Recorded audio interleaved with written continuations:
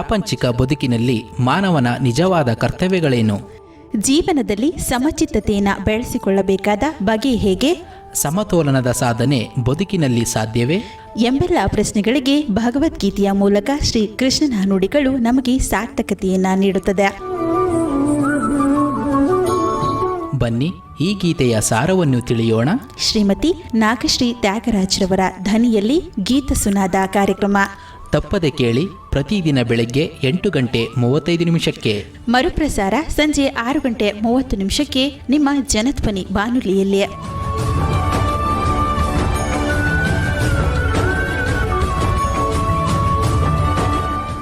ಓಂ ಶ್ರೀಕೃಷ್ಣ ಪರಬ್ರಹ್ಮಣೇ ನಮಃ. ಶ್ರೀಮದ್ಭಗವದ್ಗೀತಾ. ಜನಧ್ವನಿಯ ಸಮಸ್ತ ಶ್ರೀಕೃಷ್ಣನ ಭಕ್ತರಿಗೆ ನಮಸ್ಕಾರಗಳು. ಗೀತಾ ಸುನಾದದ ಇಂದಿನ ಕಾರ್ಯಕ್ರಮದಲ್ಲಿ ನಾವು ಭಗವದ್ಗೀತೆಯ 7ನೇ ಅಧ್ಯಾಯವಾಗಿರುವ ಜ್ಞಾನ ವಿಜ್ಞಾನ ಯೋಗದ 19ನೆಯ ಶ್ಲೋಕದ ಬಗ್ಗೆ ತಿಳಿದುಕೊಳ್ಳೋಣ. ಆ ಶ್ಲೋಕ ಇಂತಿದೆ: ಬಹೂನಾಂ ಜನ್ಮನಾಮಂತೆ ಜ್ಞಾನವಾನ್ ಮಾಂ ಪ್ರಪದ್ಯತೆ ವಾಸುದೇವಃ ಸರ್ವಮಿತಿ ಸಮಹಾತ್ಮಾ ಸುದುರ್ಲಭಃ. ಅನೇಕ ಜನ್ಮಗಳ ನಂತರ ಕೊನೆಯಲ್ಲಿ ಜ್ಞಾನಿಯಾದವನು ನನ್ನನ್ನು ಪಡೆಯುತ್ತಾನೆ. ಸಕಲವೂ ವಾಸುದೇವಮಯ ಎಂಬುದನ್ನು ಅರಿತ ಮಹಾತ್ಮ ಬಹು ದುರ್ಲಭ ಎಂಬ ಮಾತನ್ನ ಇಲ್ಲಿ ಕೃಷ್ಣ ತಿಳಿಸ್ತಾ ಇದ್ದಾನೆ. ಅಂದರೆ ಇದನ್ನು ನಾವು ವಿಸ್ತಾರವಾಗಿ ತಿಳಿಬೇಕು ಅಂತಂದರೆ, ಜ್ಞಾನಿಯಾಗಿರುವಂಥವನು ದೇವರಲ್ಲಿ ಆಶ್ರಯ ಪಡೆಯುವುದಕ್ಕೆ ಎಲ್ಲವನ್ನೂ ಬಿಟ್ಟು ಅವನ ಬಳಿಗೆ ಬಂದಿರಬಹುದು. ಆದರೆ ಅವನಿನ್ನೂ ಪೂರ್ಣಾತ್ಮನಾಗಿಲ್ಲ. ಅವನಿನ್ನೂ ಮಾಗಬೇಕು. ಆಧ್ಯಾತ್ಮಿಕ ಜೀವನದಲ್ಲಿ ಪರಮ ಗುರಿಯನ್ನು ಮುಟ್ಟಬೇಕಾದರೆ ಸತತ ಸಾಧನೆ ಮಾಡಬೇಕು. ಅದೆಲ್ಲೋ ಒಂದು ಜನ್ಮದಲ್ಲಿ ಪೂರೈಸುವಂತಹ ಸಾಧನೆ ಅಲ್ಲ. ನಾವು ಎಷ್ಟೋ ಜನ್ಮಗಳ ಹಿಂದಿನಿಂದ ಸಂಸಾರದಲ್ಲಿ ಈಜಾಡಿ ಸಂಸ್ಕಾರಗಳನ್ನು ಮನಸ್ಸಿನಲ್ಲಿ ಸಂಗ್ರಹಿಸಿಕೊಂಡಿರುವೆವು. ಇನ್ನು ಮೇಲೆ ಉತ್ತಮ ಸಾಧನೆ ಮಾಡಿ ಆ ವಾಸನೆಯ ಸಾಲವನ್ನೆಲ್ಲ ತೀರಿಸಬೇಕಾಗಿದೆ. ಹುಟ್ಟಿದ ಮಗು ಕಾಲ ಮೇಲೆ ನಿಂತು ನಡೆಯಬೇಕಾದರೆ ಅದೆಷ್ಟು ಪ್ರಯತ್ನ ಪಡಬೇಕಾಗಬಹುದು ಅಲ್ವಾ? ಅದರಂತೆಯೇ ನಮ್ಮ ಹಳೆಯ ವಾಸನೆಗಳನ್ನೆಲ್ಲ ಕೊಡವಿಕೊಳ್ಳಬೇಕಾದ್ರೆ ಹಲವು ಜನ್ಮಗಳ ಸಾಧನೆಯಾದರೂ ನಾವು ಮಾಡಬೇಕು. ಒಂದೇ ಜನ್ಮದಲ್ಲಿ ಸಿಕ್ಕಲಿಲ್ಲ ಅಂತಂದರೆ ನಾವು ಈಗ ಮಾಡಿರುವಂಥದ್ದು ವ್ಯರ್ಥ ಏನಾಗೋದಿಲ್ಲ. ಆದರೆ ನಾವು ಮಾಡಿರುವ ಪ್ರತಿಯೊಂದು ಉತ್ತಮ ಆಲೋಚನೆಯು, ಉತ್ತಮ ಕರ್ಮವೂ ನಮ್ಮ ಮನಸ್ಸಿನಲ್ಲಿ ಉತ್ತಮ ಸಂಸ್ಕಾರವಾಗಿ ನಮ್ಮನ್ನು ಕಾಯಲು ಸಂಗ್ರಹವಾಗ್ತಾ ಇದೆ. ಕಾಲಕ್ರಮೇಣ ಇವುಗಳ ಮೊತ್ತ ಹೆಚ್ಚಾಗುತ್ತಾ ಬಂದು ಯಾವುದೋ ಒಂದು ಜನ್ಮದಲ್ಲಿ ನಾವು ಅಜ್ಞಾನದಿಂದ ಸಂಪೂರ್ಣವಾಗಿ ಪಾರಾಗ್ತೇವೆ. ನಾವು ಗುರಿಯನ್ನು ಮುಟ್ಟಿದ್ದೇವೆ ಇಲ್ಲವೇ ಅನ್ನೋದಲ್ಲ ಪ್ರಶ್ನೆ. ಆದರೆ ನಾವು ಗುರಿ ಕಡೆಗೆ ಹೋಗುವುದಕ್ಕೆ ಸತತ ಪ್ರಯತ್ನ ನಡೆಸ್ತಾ ಇದ್ದೇವೆ ಎಂಬುದು ಮುಖ್ಯ. ಹಾಗಾಗಿ ನಾವು ಇರುವ ತನಕ ಪ್ರಯತ್ನ ನಡೆಸಿದ್ರೆ ಶಾಂತವಾಗಿ ಕಣ್ಮುಚ್ಕೊಳ್ಬಹುದು. ಮುಂದೆಯೂ ಹೀಗೆಯೇ ಹೋರಾಡುವಂತಹ ಸಂಸ್ಕಾರ ನಮ್ಮ ಜೀವನದಲ್ಲಿ ಎಡೆ ಬಿಡದೆ ಇರುವುದು ಎಂಬ ದೊಡ್ಡ ಭರವಸೆ ಆಗ ನಮ್ಮಲ್ಲಿ ಮೂಡುತ್ತೆ. ಹಾಗಾಗಿ ಗುರಿಯನ್ನ ಮುಟ್ಟಿದಾಗ ವಾಸುದೇವನೇ ಸರ್ವವೂ ಎಂಬ ಭಾವನೆ ಆಗಿಬಿಡತ್ತೆ. ಎಲ್ಲವೂ ದೇವರಿಂದಲೇ ತುಂಬಿ ತುಳುಕಾಡ್ತಾ ಇದೆ. ಅವನಿಲ್ಲದ ಸ್ಥಳವಿಲ್ಲ, ಅವನಿಲ್ಲದ ಕಾಲವಿಲ್ಲ. ಎಲ್ಲ ನಾಮರೂಪಗಳ ಹಿಂದೆ, ಈ ವಿಶ್ವದಲ್ಲಿರುವ ಅನಂತ ಜೀವರಾಶಿಗಳ ಅಲೆಯ ಹಿಂದೆ ಇರುವಂಥದ್ದೇ ಭಗವಂತ. ಇದೇ ಆಧ್ಯಾತ್ಮಿಕ ಜೀವನದಲ್ಲಿ ಚರಮ ಅನುಭವ. ಎಲ್ಲ ಕಡೆಯಲ್ಲಿಯೂ ಕೂಡ ಅವನೇ, ತನ್ನ ಹೃದಯಾಂತರಾಳದಲ್ಲಿಯೂ ಕೂಡ ಅವನೇ ಇರುವುದನ್ನು ಅನುಭವಿಸಿರ್ತಿರ್ತೇವೆ.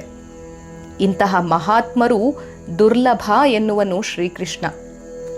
ಸೃಷ್ಟಿಯಲ್ಲಿ ಇಂತಹ ಪೂರ್ಣ ಅನುಭವವನ್ನು ಪಡೆದುಕೊಂಡವರು ಬಹಳ ವಿರಳ. ವಿರಳ ಅಂತಂದ್ರೆ ಇಲ್ಲವೇ ಇಲ್ಲ ಅಂತಲ್ಲ, ಇಂಥವರು ಇದ್ದಾರೆ, ಆದರೆ ಅಲ್ಪ ಪ್ರಮಾಣದಲ್ಲಿ ಇರಬಹುದು. ಇವರೇ ಪ್ರಪಂಚದ ಸಾರ, ಸೃಷ್ಟಿಯ ಶ್ರೇಷ್ಠತಮ ಪುಷ್ಪ. ಪಿರಮಿಡ್ಡಿನ ಕೆಳಭಾಗ ಯಾವಾಗಲೂ ವಿಸ್ತಾರವಾಗಿಯೇ ಇರುತ್ತೆ, ಆದರೆ ಅದರ ಮೇಲೆ ಚೂಪಿನಲ್ಲಿ ಇದೆಯಲ್ವಾ, ಅದರಲ್ಲಿ ಒಬ್ಬನೇ ಅಥವಾ ಇಬ್ಬರು ನಿಲ್ಲುವುದಕ್ಕೆ ಮಾತ್ರ ಸ್ಥಳ ಇರುತ್ತೆ. ಹಾಗೆ ಎಲ್ಲವೂ ವಾಸುದೇವಮಯ ಎಂದು ಅರಿಯುವವನು ಜ್ಞಾನಿ. ಹಾಗೆ ಆ ಒಂದೆರಡು ಅಸಾಧಾರಣ ವ್ಯಕ್ತಿಗಳನ್ನು ಸೃಷ್ಟಿಸುವುದಕ್ಕೆ ಈ ಸೃಷ್ಟಿಯು ಕೋಟ್ಯಾಂತರ ಜೀವಿಗಳನ್ನು ಉಪಯೋಗಿಸ್ಕೊಳ್ತಾ ಇದೆ. ಹೇಗೆ ಅಂತಂದರೆ, 1 ಔನ್ಸ್ ಅಥವಾ 1 ಗ್ರಾಮ್ ಚಿನ್ನ ತಯಾರಾಗಬೇಕು ಅಂತಂದರೆ 100 ಟನ್ನುಗಳಷ್ಟು ಚಿನ್ನದ ಅದುರಿನ ಕಲ್ಲುಗಳನ್ನು ಕುಟ್ಟಿ ಪುಡಿ ಮಾಡಿ ಹಲವಾರು ರಾಸಾಯನಿಕ ದ್ರವ್ಯಗಳೊಂದಿಗೆ ಸೇರಿಸಿ ಹಲವು ಪ್ರಯೋಗಗಳನ್ನು ಮಾಡಿದ ನಂತರವೇ ಒಂದಿಷ್ಟು ಚಿನ್ನ ನಮಗೆ ದೊರೆಯುತ್ತೆ. ಹಾಗೆಯೇ ಇಲ್ಲಿ ಕೋಟ್ಯಾಂತರ ಜನ ಎಂಬ ಸಂಖ್ಯೆ ಮುಖ್ಯ ಅಲ್ಲ, ಆದರೆ ಪೂರ್ಣತೆಯನ್ನು ಮುಟ್ಟಿದ ಜೀವಿಗಳು ಎಲ್ಲೋ ಕೆಲವು ಮಂದಿ ಇರಬಹುದು.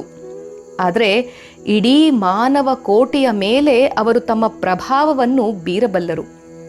ಹೀಗಾಗುವುದು ಸಾಧ್ಯ. ಇದೇ ನಮ್ಮ ಪರಮ ಗುರಿ.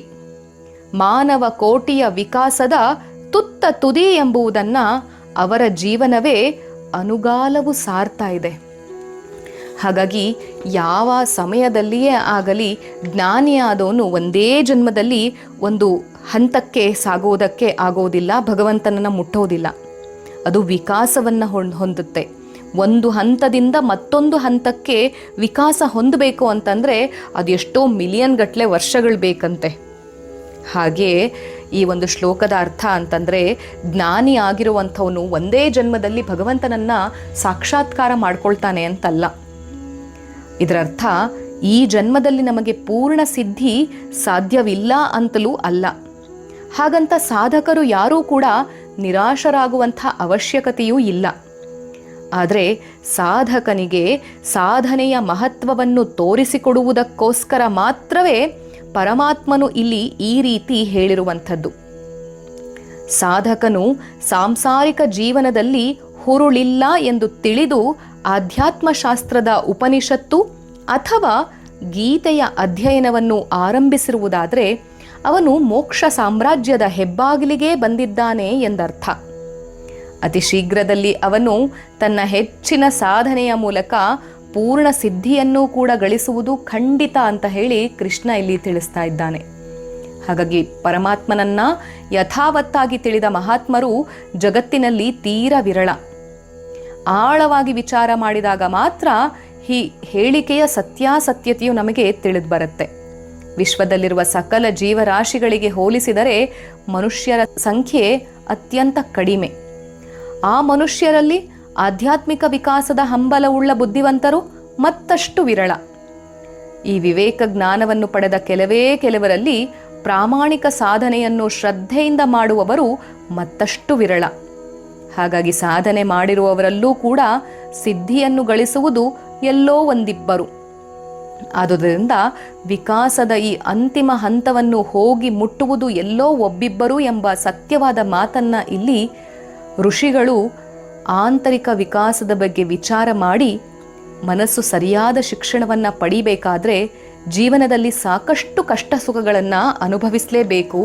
ಅನುಭವಿಸಿದ ನಂತರವೇ ಅದು ಹದವಾಗುವಂಥದ್ದು ಎಂಬ ಅಂಶವನ್ನು ಇಲ್ಲಿ ಕೃಷ್ಣ ತಿಳಿಸ್ತಾ ಇದ್ದಾನೆ.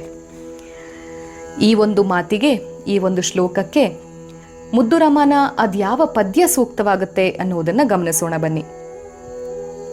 ಯಾರ ಸೀರೆಗೆ ಯಾವ ಮೆರುಗು ಸೆರಗಿನ ಸೊಬಗೋ, ಯಾವ ಸೀರೆಗೆ ಯಾವ ಮೆರಗು ಸೆರಗಿನ ಸೊಬಗೋ, ಯಾವ ಕಡಲಿಗೆ ಯಾವ ಅಲೆಯ ಅಬ್ಬರವೋ, ಯಾವ ರಾಗಕ್ಕೆ ಯಾವ ತಾನ ಪಲ್ಲವಿ ಸೊಗಸೋ, ನಂಟು ಎಲ್ಲೆಲ್ಲಿದೆಯೋ ಮುದ್ದುರಾಮ, ನಂಟು ಎಲ್ಲೆಲ್ಲಿದೆಯೋ ಮುದ್ದುರಾಮ. ಯಾವ ಕಡಲಿಗೆ ಅದ್ಯಾವ ಅಲೆ ಅಬ್ಬರವೋ ಗೊತ್ತಿಲ್ಲ, ಯಾವ ರಾಗಕ್ಕೆ ಅದ್ಯಾವ ಪಲ್ಲವಿ ಸೊಗಸನ್ನು ಕೊಡುತ್ತೋ ತಿಳಿದಿಲ್ಲ, ನಂಟು ಅನ್ನೋದು ಎಲ್ಲೆಲ್ಲಿದೆಯೋ ನಮಗೂ ಗೊತ್ತಿಲ್ಲ. ಹಾಗೆಯೇ ಬದುಕು ಎಂಬುವುದು. ಮೊದಲಿಗೆ ಭಗವಂತನಲ್ಲಿ ನಾವು ಆರ್ತಿಗಳಾಗಿ ಹೋಗ್ತೇವೆ, ಜಿಜ್ಞಾಸುಗಳಾಗಿ ಹೋಗ್ತೇವೆ, ಅರ್ಥಾರ್ಥಿಗಳಾಗಿ ಹೋಗ್ತೇವೆ. ಆ ನಂತರ ಭಗವಂತ ನಮ್ಮನ್ನೇ ಜ್ಞಾನಿಗಳನ್ನಾಗಿ ಮಾಡಿಬಿಡ್ತಾನೆ. ಆ ಜ್ಞಾನಿಯಾದರೂ ಸಿದ್ಧಿಯನ್ನು ಪಡಬೇಕು ಅಂತಂದರೆ ಒಂದು ಜನ್ಮಕ್ಕೆ ಆಗಲ್ಲ. ಆ ನಂಟನ್ನು ನಾವು ಬೆಳೆಸ್ಕೊಳ್ಬೇಕು. ಭಗವಂತನೊಂದಿಗೆ ಆ ನಂಟನ್ನು ನಾವು ಬೆಸೆದುಕೊಂಡು ಒಂದು ಸಾಕ್ಷಾತ್ಕರಿಸ್ಕೊಳ್ಬೇಕು ಅಂತಂದರೆ ಅದು ಎಷ್ಟು ಜನ್ಮದ ಸಿದ್ಧಿ ಬೇಕಾಗಬಹುದು. ಹಾಗಾಗಿ ಭಗವಂತನ ನಂಟನ್ನು ನಾವು ಬೆಳೆಸ್ಕೊಳ್ಬೇಕು ಅಂಥೇಳಿ ಮುದ್ದುರಾಮನು ಹೇಳ್ತಾ ಇದ್ದಾನೆ, ಕೃಷ್ಣನು ನುಡಿತಾ ಇದ್ದಾನೆ. ಅತ್ತ ಕಡೆ ನಮ್ಮ ಚಿತ್ತ ಹರಿಯಲಿ. ಸರ್ವಂ ಶ್ರೀ ಕೃಷ್ಣಾರ್ಪಣಮಸ್ತು. ಶ್ರೀ ಗುರುಭ್ಯೋ ನಮಃ. ಹರಿ ಓಂ.